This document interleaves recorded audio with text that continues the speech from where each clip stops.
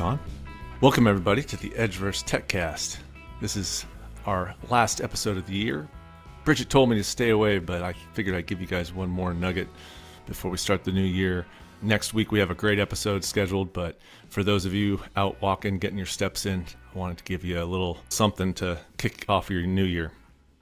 So this is going to be anything about technology. This is about starting the year on the right foot.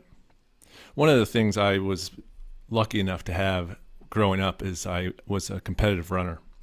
And one of my favorite coaches, Coach Poehlein at Purdue University, he taught me a lot about the mental side of doing things.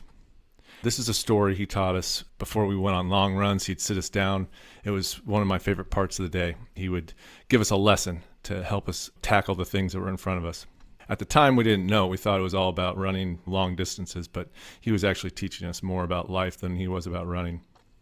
So this is one of my favorite lessons he taught us. And it's about the flea, and it's really, don't be the flea. So how many of the listeners have heard or seen the Flea Circus? I know, it sounds crazy, but there are actually acts that tour the world where you can go and see these very small fleas performing circus acts. And if you go under a microscope or a magnifying glass, you can see them doing these intricate exercises, and they're very well trained. Well, my coach told us as runners, he said, we're all fleas. We all have that same ability to be trained, but sometimes we're being trained to do things the wrong way, or we're being trained to be limited. And so that's where he said, you need to learn the lesson from the fleas.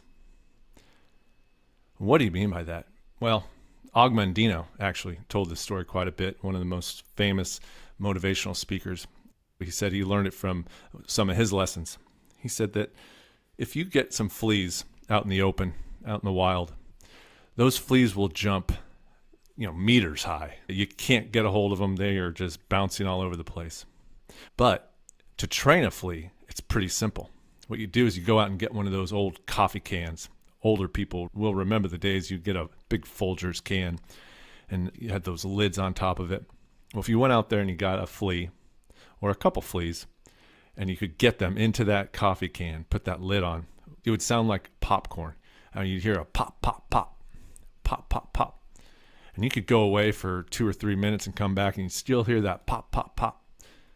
But then if you came back in like 20 minutes, you'd think you killed all the fleas. You'd maybe hear one pop, nothing. And another pop, nothing. Well, what if you went away for an hour? You come back and for sure all those fleas had died. You messed up. But the amazing thing is if you take that lid off of that coffee can, you will see all the fleas that you had captured, and they have trained themselves to jump only as high as that lid will allow them to jump. They'll jump up, I guess they're about 10 inches tall, and then they'll go back down. 10 inches, back down.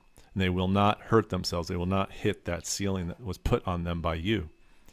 You can take those same fleas, dump them out of the coffee can, and they will never, ever again jump higher than that 10 inches. They've trained themselves to reduce the friction, reduce the impact, and that's how you train a flea. How does that relate to you or to this podcast or to anything? The way I look at it is we tackle so many things every day. We're given tasks that seem insurmountable, whether it's workload or it's a challenging problem or it's a customer that just he's not listening or she's not listening to what value you're trying to provide. You get discouraged and you're about to give up. What you need to realize is that we all have the abilities to do great things.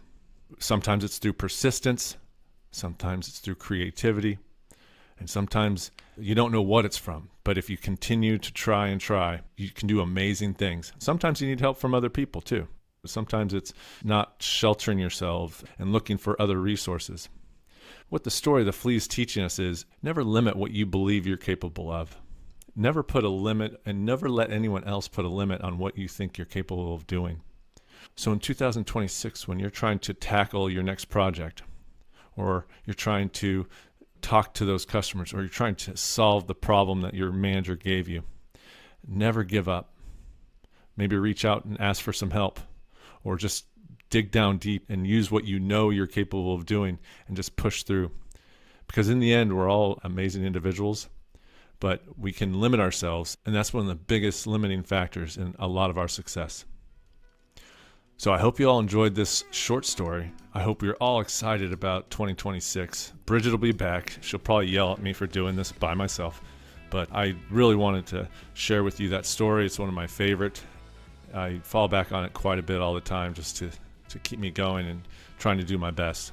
So I wish you all a safe holiday and a happy new year, and we'll see you all on the next EdgeVerse Techcast.